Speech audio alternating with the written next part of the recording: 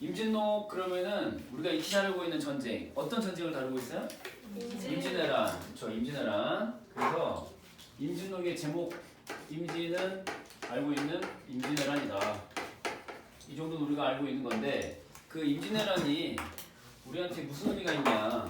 승리의 역사야, 패배의 역사야. 사실은 임진왜란은 승리. 결국에는 이제 승리라고도 할 수 있지만 승리. 갑자기 이 범죄자 이름이 떠오르는데 눈앞에 이렇게 쓱 지나가는데 그 승리 말고 하여튼 임진왜란은 우리한테 플러스야 마이너스야? 마이너스지. 마이너스 기억을 이렇게 플러스인 기억으로 바꿔놓는 소설이라고 생각하면 돼요. 그러니까 우린 분명히 패배한 건데 일종의 이 외란, 이 난리를 겪었던 거를 승리의 역사로 복원을 한 것이다 라고 이제 생각하시면 돼요. 분명히 진 역사인데 이겼다라고 거짓으로 꾸며 말하고 있어요. 기대되는 효과는 뭘까요? 그렇게 해서 민족적인 자존심을 회복하려고 하는 거죠. 그래서 이제 민족적인 이 자존감을 회복한다. 이런 거. 니네 이제 그런 경험 있는지 모르겠는데 중학교 때 보면 친구랑 다퉈가지고 내가 일방적으로 얻어 터지는 경우도 있잖아. 여자애들 같은 경우는 말로 져버렸어. 근데 그게 평생 기억이 남아요. 그때 진 기억이 말로 막 해가지고 궁지에 몰렸어. 여자애들 같은 경우는 말로 싸우잖아. 근데 그 기억이 상처로 막 남아있다고. 그럼 어떻게 해? 일기장에다 막 써. 왜곡해서 내가 이겼다는 식으로. 그게 이제 이런 거 정신적 자존감 회복이야 아니면 물질적인 회복이야? 정신적인 자존감 회복이죠. 물질적으로 피해 입은 거는 뭐 수만 명 죽고 이런 과거는 별 회복이 안 되죠. 아무튼 이런 역사다라는 거. 그 다음에 이제 큰 틀에서 선생님 기준으로는 이제 5부분으로 이제 나눠볼 거예요. 5부분. 몇 부분? 5부분. 임진왜란 1592년 몇 년? 1592년에 발발한 전쟁인데 그 이후에 이제 13년 이제 1592년에서 7년 전쟁이니까 계산해봐. 7년 전쟁이 끝나고 나서 13년 이후에 완벽하게 가서 일본을 항복시켜버린다. 그런 내용이거든요. 근데 전체적으로 뭐 발단, 전개, 위기, 절정, 결망 이런 거 말고 그 큼직큼직한 사건을 중심으로 내가 정리해 줄 거야. 자, 첫 번째 해몽 사건이 나오는 해몽 그러면 뭐야? 해몽이 뭐야? 손나 해몽 꿈을 풀이한다 이거 아니야? 해몽. 응? 두 번째는 이제 전쟁이 실제로 발발해요. 여기까지는 전쟁이 일어나기 전이야 후야? 전쟁이 일어나기 전. 전쟁이 실제로 일어나서 이제 항전이 일어나는 거야. 항전. 이순신 장군이 이제 이때 등장하는 거야. 항전이 무슨 말이야? 채영아, 항전. 저항하는 전쟁, 그쵸? 쳐들어오는 적군에게 이렇게 저항하는 의미로 전쟁을 벌이는 거, 항전. 그래서 이제 여기 막 이순신 장군도 나오고 그다음에 각종 의병장들도 막 활약을 해요. 그 다음에 항전 끝에 이제 뭐 해야 돼? 승리해야 되겠지. 승리 전에 너무 우리가 마음이 급했어. 먼저 어느 나라에 원군을 요청해야 돼? 몇 나라? 중국한테 원군을 요청을 하죠. 원군을 요청. 군사 좀 지원해달라. 지원한다 군사를. 그쵸? 군사를 좀 지원해달라. 그리고 나서 합세해가지고 결국은 이제 승리를 거두는 건데 이 승리를 이루는 장면도 그 외로 직접 쳐들어가서 그 외 일본 땅을 점령하는 방식으로 승리를 묘사를 해요. 사실이야 거짓이야? 거짓이죠. 일본 땅을 건너가서 초토화시키고 이제 전쟁이 승리한다는 거 아니야. 그래서 이제 2명의 유명한 장군이 나오는 건데 이거 이제 가짜죠. 마지막 5번째는 그 이후로 13년이 지났어. 전쟁 승리 이후로 13년이 지났는데 다시 또 일본이 재침 계획을 세우고 있는 거야. 재침이 뭐야? 다시 침략한다. 그래서 이제 아주 가서 아작을 내버리는 복수국 한판이 벌어진다. 이게 이제 5번째 큰 덩어리의 사건이라고 할 수 있어요. 요 5개. 자, 그래서 이제 이런 정도로 정리를 딱 해두시고요. 이제 첫 번째 국면으로 이제 들어갈 거야. 1, 요거 해몽. 그래서 해몽 장면인데, 요거 첫 번째 해몽 장면이야. 그래서 이때 당시 임금이 누구였죠? 전쟁이 일어났을 때 임금이 누구예요? 선조죠, 선조. 선조 임금이 꿈을 꾼 거야. 꿈을 꿨는데, 자, 그걸 이제 해몽을 해주는 친구가 나오는 거야. 누구야? 네가 해몽할 거야? 네가 해몽한다고 생각하니까. 아유, 나라의 운명이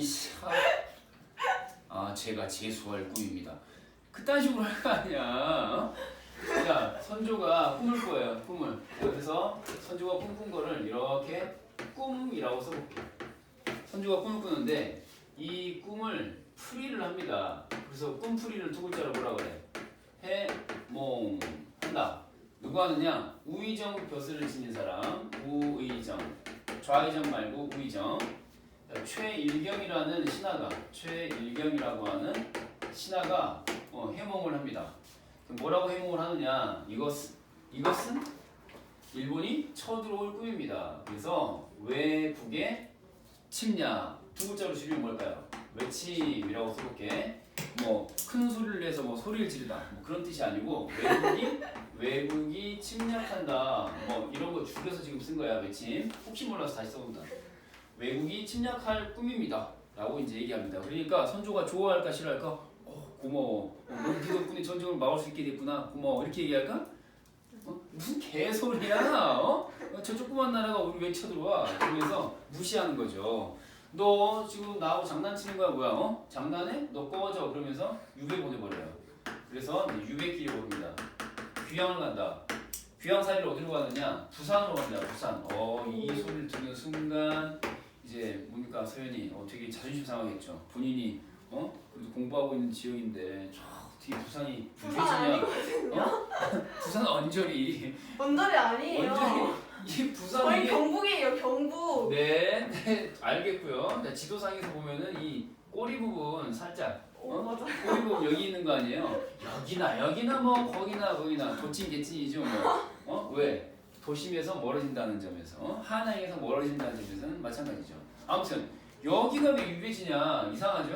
부산에 동네라는 곳이 있습니다. 동네가 뭐예요? 뭐 다 같이 돌다 동네 한 바퀴야 뭐야? 할머니 집. 동네 그래요? 그래? 여기 동네 시장도 있고 국제신문사도 있고 뭐 부산 교육대학교도 있고 이 동네 구간 아무튼 그런 곳입니다. 부근이 아무튼 이쪽으로 이제 유배를 가는 건데 유배를 갔다가 이제 살고 있는데 이제 당시에는 이제 정보통신수단이 극히 제한돼 있으니까 전쟁이 나더라도 한참 있다가 알게 되잖아. 지금 같으면 어떻게 알아? 뭐 0. 몇 초 후에 막 알게 되는 거 아니야? 순식간에 인터넷으로 알게 되는 거니까. 근데 당시에는 무슨 봉화를 올리고 막 이딴 식으로 해야 간신히 여기서 불 올리고 한참 저쪽에서 다시 불 올리고 이러다가 전쟁이 언제 일어난지를 이걸 실시간으로 전파가 안 돼. 그래서 이제 누구야 유면회 같은 최일경이가 전하 전쟁이 일어났사옵니다 하면서 얘가 보고를 해줘요. 알겠어요? 유배 갔던 최일경이가 선조한테 보고를 뒤늦게 해준다라는 거. 실제로 이제 전쟁이 일어났다 이거죠. 여기까지가 1번 해몽 국면이었어요. 자 이제 몇 단계야? 2단계 항전으로 가겠습니다. 항전 뜻이 뭐라고? 항전? 저항하는 전쟁. 이렇게 저항하는 전쟁. 두 번째가 이제 그래서 여러분들이 이제 문제 풀다가 이해 잘 안 되는 작품이 있다. 그럼 우선적으로 설명해 줄 테니까 얘기해 달라고 했잖아요. 근데 이제 서희는 이제 가는 거죠. 네. 그래서 이제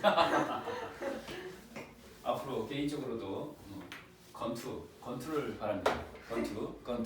건투 아시죠? 건투 이게 건투냐? 이게 건투냐? 건투가 뭐야? 분발하라는 얘기잖아. 분발이 뭔지 또 물어볼 거지. 항전. 지금 마음속으로 졸라 막 항전하고 있는 거야. 지금 선생님 아니면 뭐 이러면서. 항전 갑니다. 누가 항전하냐? 여러분 잘 알고 있는 누구? 이순신 장군이 이제 등장합니다. 여기 이제 항전이라고 썼는데 아까 표기했던 거 옆에다가 영웅이라고 바로 써놔. 영웅이 곳곳에서 등장하는데 전체적으로 봤을 때 이제 이 두 번째 국면에서 가장 많은 영웅들이 활약을 펼친다라는 거. 자 이순신 장군께서 이제 등장하시고요. 그다음에 이렇게 외군과 싸우시다가 결국은 이제 사망하시는 거 아니에요. 도너츠를 머리 위에다 올려두시고 그다음에 맞서 싸운 그 외장들이 있습니다. 외장. 선생님 저도 외장 잘 아는데요. 달콤 짭짤하면서 외장. 그거 참 찌개에 넣으면 참 맛있죠. 그 장의 장이 아니고 뭐예요? 장군. 외국의 장수. 알겠죠? 적군의 장수를 두 글자로 뭐라고 그랬어요? 우리 적군의 장수. 적장. 여러 장수를 뭐라고 그랬죠? 여장. 오 마이 갓. 여장. 나 여장이야. 여장했어? 여장이 뭐예요? 여장이 뭐야? 여장이 하면 안 되고 제장. 제장, 여의의 어의의 제장. 우리 고전 소설 필수 어휘 했어 안 했어? 했잖아. 어? 고전 소설에 나오는 거 여러 장수로 뭐야? 제장. 알았어? 그러면 장수가 스스로 낮춰 이르는 말은 뭐야? 어머 왜 이래? 소장. 소장. 어머머머머. 벼스 뭐야 저? 이 계급장 없는 막졸들을 뭐라 그래? 전쟁 나면 화살바지 되는 애들. 화살바지 되는 애들 뭐야? 쫄병. 장졸. 그것도 낮춰서 뭐라 그래? 소졸 이런 거. 너 왜 이렇게 아득한 표정을 지어? 왜냐 외국의 장수들 쭉 나온다. 그래서 이제 보면은 풍신수길 할 때 수길. 자 써볼게. 풍신수길 할 때 수길. 그래서 평수길이라고 이제 얘기하는 장수도 있고요. 장수 이름도 써놔. 평수길 이렇게. 평수길. 그 다음에 청정. 가등 청정할 때 청정. 청정. 그 다음에 소성. 뭐 이런 녀석들. 이런 이름 정도는 우리가 알고 있어야 돼요. 플러스야 마이너스야 얘네들? 마이너스. 외국 장수들 이런 애들. 이제 지려고 나온 애들이야. 죽으려고 나온 애들이고. 그 다음에 여기 이제 정식 그 벼슬이 있고 계급장 있는 이순신 장군 말고 또 누가 있어? 의병장들이 있단 말이야. 그래서 지금부터 이제 의병장들을 하나하나 열거해보도록 하겠습니다. 가장 유명한 의병장 누구 있어요? 곽재우. 곽재우. 곽재우 선생님은 이제 시인이시고 곽재우는 이제 장군이시고. 곽재우. 그 다음에 고경명 들어본 적 있어요 없어요? 없어요. 고경명 들어본 적 없어요? 고경명. 그 다음에 또 뭐가 있어? 그 다음에 김덕령. 김덕령. 자 그래서 이 작품에 이제 나오는 장군 유명한 그러니까 비중 있는 장군들은 이거 슬쩍 지워버리고 곽재우 장군, 그 다음에 김덕령 장군, 그 다음에 마지막으로 조헌 장군까지 의병장들은 이런 정도로 이제 등장을 하신다라는 거 이렇게 괄호 처리해 주시고. 그럼 이런 분들은 전부 다 이순신 장군과 마찬가지로 플러스에만 있어. 전부 플러스 이렇게 체크해 두시고 영웅들이다. 이렇게 여기까지가 이제 저항하는 전쟁, 항전 국면이었고 이제 3번 원군 장면으로 가겠습니다. 원군 뜻이 뭐라고 서인이? 원군. 지원을 바란다. 뭘? 군대를. 그래서 원군. 다 적었지? 지운다. 그래서 이제 유성룡이라고 하는 분을 사신으로 파병을 하는 건데 유성룡이라고 써보시고 신하 유성룡을 파병을 하는 겁니다. 자 어디로 보내냐? 보낸다. 어디로? 명나라로 보낸다. 명군을 요청을 하러 가는 건데 바로 응답하고 이렇게 지원을 약속할까요? 아니면 한번 튕길까요? 한번 튕겨. 그래서 원군을 요청했는데 자 1차적으로는 거절한 다음에 나중에 다시 승낙을 합니다. 그러면은 계기가 있겠지. 거부하다가 승낙했을 때는 이유가 있을 거 아니야. 승낙이에요. 승낙. 승낙이라고 했냐 내가? 수락이라고 바꿀게. 승낙 수락 합치면 뭐야? 승낙. 수락한다. 거부 수락. 얘기 잘했어. 그럼 명나라에는 당연히 누가 있어? 황제가 있겠지. 황제 다른 말로 뭐라 그랬어? 하늘이 내린 자손. 천자 했지? 고전 소설 자주 나온다고 했잖아.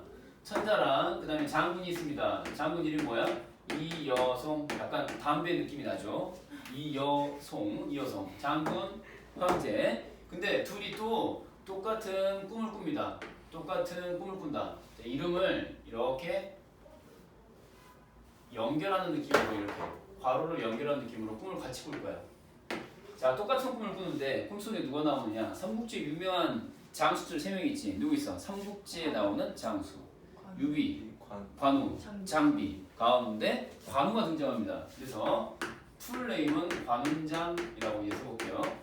우리 저 서울에도 동묘역 가면은 지하철 동묘역 가면은 동묘역 근처에 뭐가 있어? 그 관운장을 모시는 사당이 있어요. 사실 알아요 몰라요? 몰라요? 서울 투어 좀 해보세요. 아무튼 관운장 꿈을 꿉니다. 꿈. 그래서 노란색으로 꿈이라고 이제 써줄 거야. 지금 둘이 꿈을 꾸는 거야. 꿈을.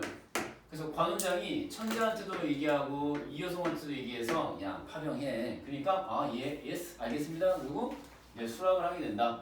그래서 이 꿈이라고 하는 것이 자 화살표로 연결. 꿈이라고 하는 것이 파병을 수락하게 된 뭐가 된다. 계획이 이렇게 이제 해주시고요. 사실이니 허구겠니? 당연히 허구겠죠. 허구겠죠 당연히. 근데 이제 나중에 이제 요 전기적인 요소가 좀 있는데 이건 빨간색으로 적을 거야. 전기적인 요소. 유성룡이라고 하는 인물이랑 이렇게 그다음에 이여성이라는 인물이랑 이렇게 연결을 해볼 거야. 둘이서 조선 땅을 넘어오는 길에 제주 대결을 펼친다. 제주 대결. 자, 이게 전기적인 요소 써볼게. 자, 선우, 전기적인 무슨 말이야?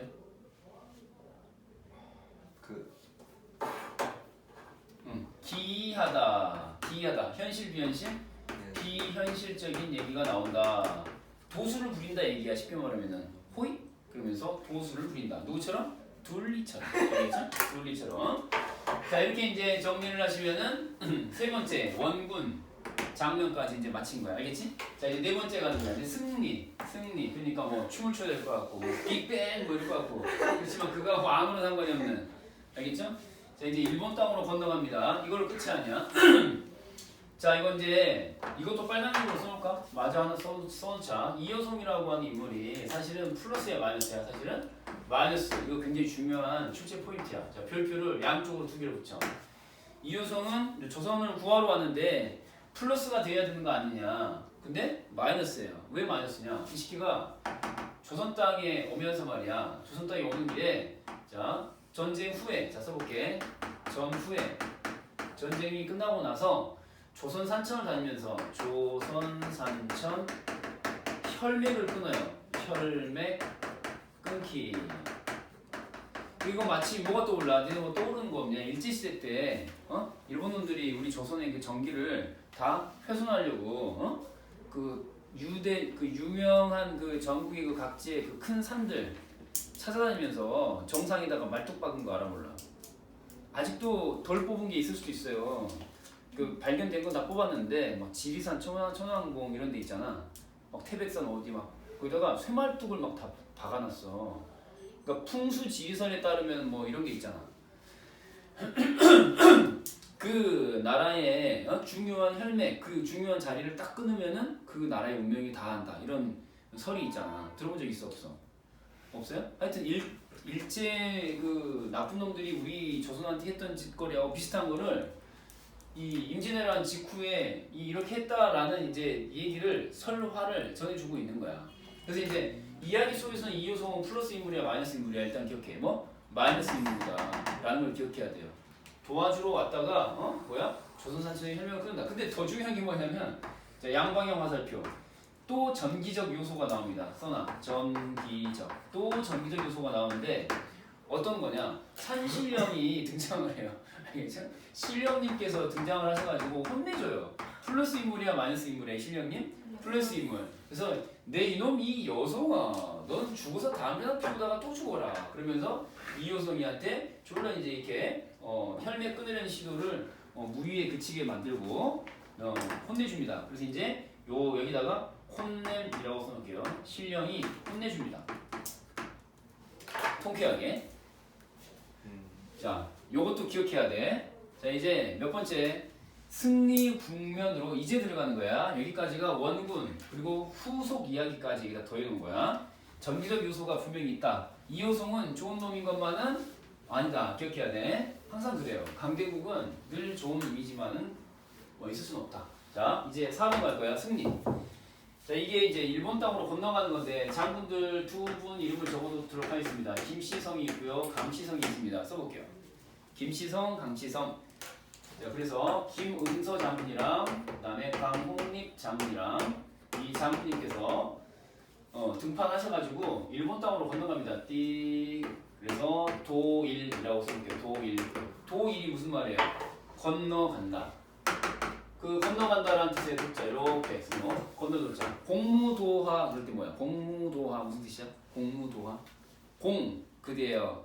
뭐 하지 마라. 하지 마. 뭐 하지 마? 도하 하지 마. 도하가 뭐야? 도 건넌다 하 물 건너지 마라. 그래서 그대여 뭐 물을 건너지 마오. 그 무슨 다큐멘터리 영화도 있지 않니? 니마 물을 건너지 마오. 그 강을 어? 그 강을. 그 강을? 나 지금 가르치는 거야 나를? 그게 뭐야? 그 우리 고전 시가 중에 공무도화가 그걸 번역한 거야. 공무도화가 공무도화. 그게 이제 그대여 뭐라고? 그 뭐? 그 강. 알았어. 하여튼 도일 그럼 뭐야? 일본으로 건너가다 이런 얘기. 일본으로 건너가다. 일본으로 건너가서 자 정복해 버립니다. 정복. 외국을 정복해 버린다. 정복한 다음에 외국으로부터 이렇게 뭘 받아내? 한국 문서를 받아냅니다. 이렇게 문서, 한국 문서. 정벌을 갖다 이거지. 일본 정벌에 성공하고 한국 문서를 받아낸다. 이거는 사실일까요? 허구일까요? 허구죠, 허구. 알겠죠? 여기까지가 이제 가상의 승리 장면. 이걸로 만족할 수가 없어. 그래서 완벽하게 제압하는 느낌을 주어서 백성들한테 뿌듯한 느낌 줘야 되겠어. 그래서 이제 어벤져. 자, 어벤져가 뭐야? 복수 오케이. 그 피해 복수전이 이제 펼쳐지는데 지금부터가 사실 제일 중요해. 별표를 여기다가 해놔. 별표. 여기가 제일 중요해. 복수전. 사실 연계가 되잖아? 그럼 이 부분을 반드시 끼고 나올 수밖에 없어요. 왜냐하면 여기에는 사명당이라고 하는 사명대사 들어봤니? 사명당이라고 하는 사명당 무슨 제과점 무슨 빵집 이름 같지만 그 유명한 우리 저 스님 큰 스님입니다. 사명당 그분의 활약상이 나오는데 이걸 빼고 낼 수가 없어요. 반드시 여기가 나옵니다. 알겠죠? 그 지금부터 하는 얘기 정말 잘 들어야 된다. 사명당이라고 하시는 분이 큰 스님인데요. 사명당께서 일본으로 특파됩니다. 특별히 파견됐는데 일본으로 파견됐는데 그 일본이 다시 뭘 계획하고 있다고 그랬지? 다시 침략한다. 두 번째로 뭐야? 재침을 계획하고 있었다. 그 소식을 듣고 가서 아작을 내버려야겠다 하고는 찾아가신 거예요. 알겠죠? 근데 혼자 가셨어. 이분은 이제 일컬어서 뭐라고도 하냐면은 자 뭐라고 하냐? 생불이라고 한다. 생불. 생불. 선생님 저도 그거 좋아해요. 아 그거요? 저도 저거 좋아합니다. 생불고기 닥쳐. 그 생불이 아니고 이 살아있는 부처야. 부처 불자야. 알겠지? 여기 써볼게요. 한글로 써놔. 생불. 조선 땅에서 생불이라 불리는 살아있는 부처님이라 불리는 공력이 높으신 스님이에요. 알겠죠? 그래서 이제 이분이 생불이시기 때문에 생불로 일컬어질 만큼 도력이 뛰어나신 분이기 때문에 세 가지 시험을 거뜬히 다 이겨내게 됩니다. 그래서 1번이라고 써보시고요. 1번이라고 써보시고 그 다음에 2번이라고 쓰시고 3번까지 쓰실 거야. 자, 뭐 세 가지냐? 자, 시험을 극복해내는 세 가지 일화입니다. 뭐라고요? 시험 극복이라고 써볼게요. 시험을 외국이 사명당을 시험하는 세 가지 실험 같은 걸 합니다. 그래서 이거를 시험 극복기라고 써볼게요. 1, 2, 3. 첫 번째는요. 자, 외 나라에서 사명당에게 병풍을 줍니다. 병풍. 자, 우리나라를 찾아왔을 때 잘 맞아주자. 그러면서 병풍을 이렇게 자 오늘 선생님 또 그림 실력 또 폭발하죠. 자 이렇게 입장하는데 여기가 이제 일본 임금이 앉아있는 자리야. 알겠지? 킹 여기 앉아있어.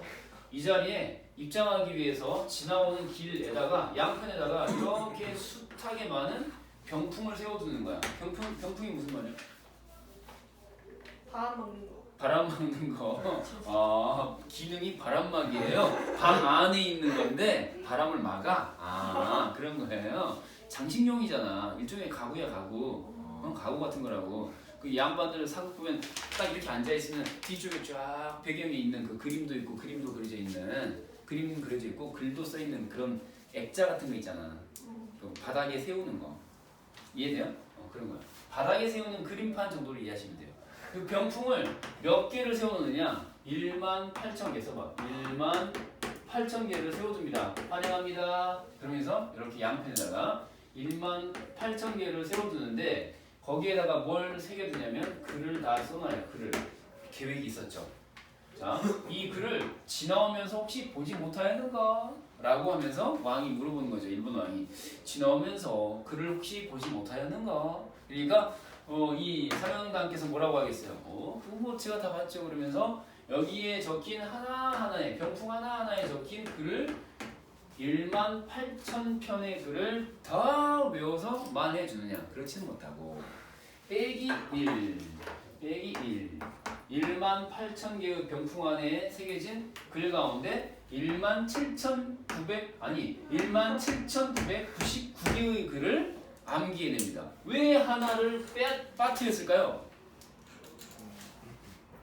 바람이 휘 불어서 휘 하고 한 병풍이 쓰러지고 없었던 겁니다. 알겠죠? 바람에 병풍 한 개가 쓰러지고 없었어. 그것까지도 얘기한 거야. 제가 17,999편의 글을 외워드렸습니다만 병풍 한 개가 쓰러졌던데요? 이러면서 상대편의 허를 딱 찌르는 거죠. 알겠죠? 이게 이제 시험 극복기 1번 병풍 18,000개 글 암기. 알겠죠? 빼기 1.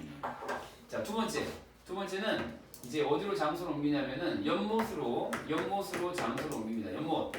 연못에는 왜 가느냐? 거기서 무슨 뭐 불꽃놀이 하려는 거냐? 그건 아니고 연못에 방석을 깔아줍니다. 방석.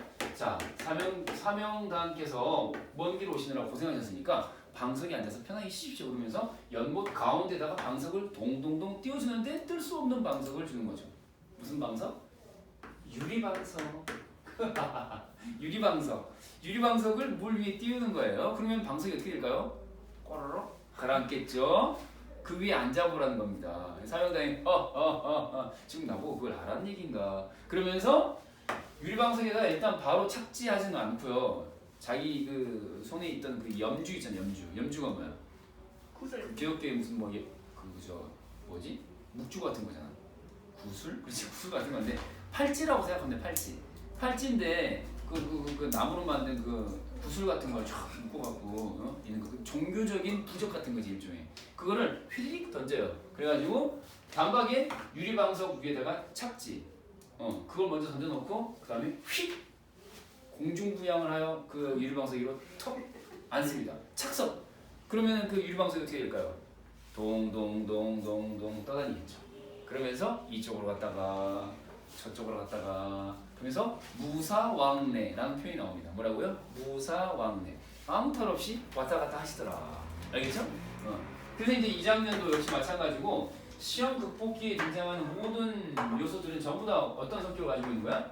전기적이죠. 다소나. 왜? 첫 번째부터가 이게 말이 됩니까 이거? 17,999개를 어떻게 배우니? 그 다음에 유리방석 위에 동동 떠다닌다잖아. 유리방석 위에 앉기, 성공, 미션 1번, 미션 2번 모두 다 이제 성공한단 말이에요. 알겠죠? 이때 등장했던 수장이 뭐라고요? 염주. 도구가 뭐야? 도구? 염주. 알겠죠? 그래서 전기적인 요소 두 번째도 확인된다. 마지막 세 번째. 이 새끼 안 되겠다. 방에다 가두자. 그러면서 별채 느낌으로 별당 그 궁궐 뒤편에 있는 그 조용한 한적한 방으로 안내를 합니다. 그래서 방에다가 특별한 장치를 이제 만들어내는 건데, 자 이렇게 이제 방 구들이 있으면 구들이 뭐야, 서연아? 구들이 뭐야? 책상. 아니야, 방바닥을 얘기하는 거야. 방바닥 장판 밑에 있는 걸 구들이라고 하는 거야. 거기다가 자 두 가지 재료를 첨가를 하게 되는 건데, 첫 번째 이제 아래층에다가 이렇게 무쇠를 깔아줍니다. 불편하실까봐. 여러분 그런 거 아시죠? 옥장판 아시죠? 옥장판에 어떤 특정한 기운이 흐른다는 거 아시나요?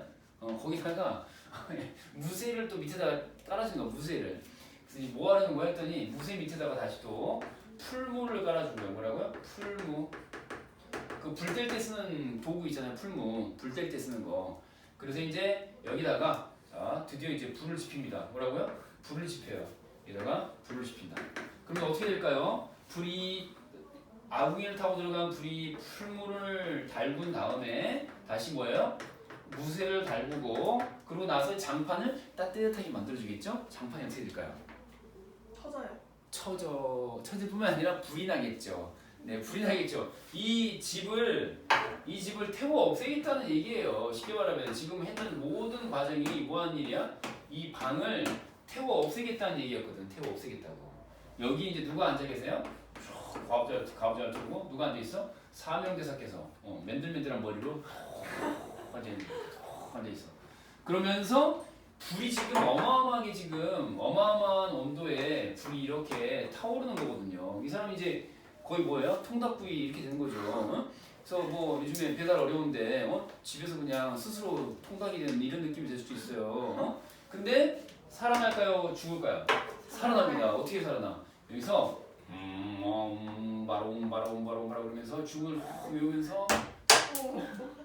외우면서 분필아 떨어져라 줌을 외우면서 이렇게 물 숫자에다가 점 하나 찍으면 뭐가 돼요? 얼음빙. 그렇죠. 빙신들 이러면서 빙이라고 이 종이 쪼가리에다가 한자를 휙 긁어가지고 빙이라고 쓰고 벽에다가 딱 붙여요. 그랬더니 벽에서 뭐가 얼어? 고드름이 달려. 벽에 고드름이 달리고 그 다음에 또 뭐가 껴? 막 성의가 끼고 막 이런 난리 피운단 말이야. 그러면서 어이 추워 죽겠네. 외국은 왜 이다지 또 춥단 말인가. 그러면서 문 열어봤더니 살아있더라. 이런 얘기가 세 번째 별땅에서 살아남는 미션 극복기였습니다. 자 써봐. 별땅, 무쇠, 풀목, 달구기 이런 정도로 딱 써놔.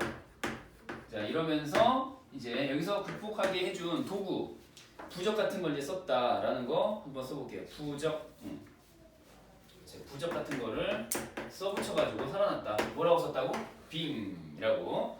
그래서 아까 이제 말로만 했던 거 서리 이렇게 또 써놓고. 이게 이제 아주 중요한 얘기야. 아직 끝이 안 났어. 왜 이 부분이 연계가 될 가능성이 높은 거냐?